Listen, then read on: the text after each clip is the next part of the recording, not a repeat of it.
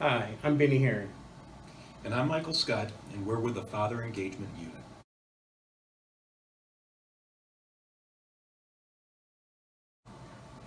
Last time we laid the foundation of mutual respect, healthy communication, and open dialogue with your children to maintain healthy friendships and relationships with their friends.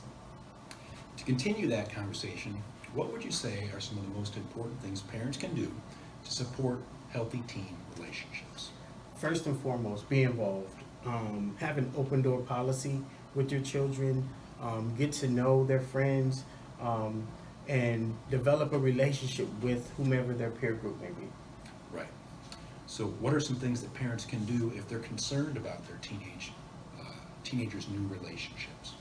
I mean, an easy way to start a conversation is to make it natural. Watch a movie, watch a television show with your child or children, and have conversations with them about, what's going on at school, who are the people they're hanging out with, what do the parents of their friends do, what makes them tick. Okay. How can you talk about their current relationships? I would say naturally in the car, on the bus, while you're washing dishes. Um, Again, you want it to be part of their sort of natural environment, right? And you want to invite yourself into their world. So make it natural for them. Don't allow them to, have wear headphones in the car, so that you can have open dialogue. But just make sure that you do this, naturally and in short sort of increments so that they don't feel like, okay, it's time for dad to grill me or mom to grill me. Make it natural. Okay. What are some questions you might ask? I mean, I think one is, how did you meet your friends? Um, how do they respond to you? How do they make you feel? Who makes you feel bad? Who makes you feel good, right? Right. How do you know you have a friend?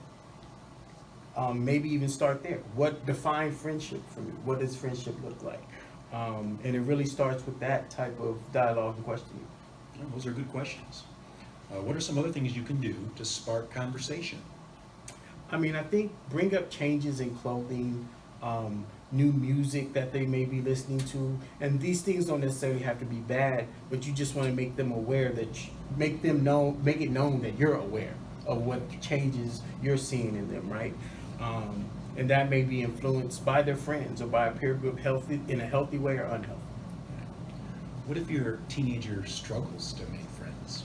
I mean, I think the key is encouraging them to be themselves, and whatever that looks like for them, making sure that they stay true to who they are and they build friendships based on that. Those are good points. You can find more parenting and father information at fairfaxcounty.gov and search Father Engagement.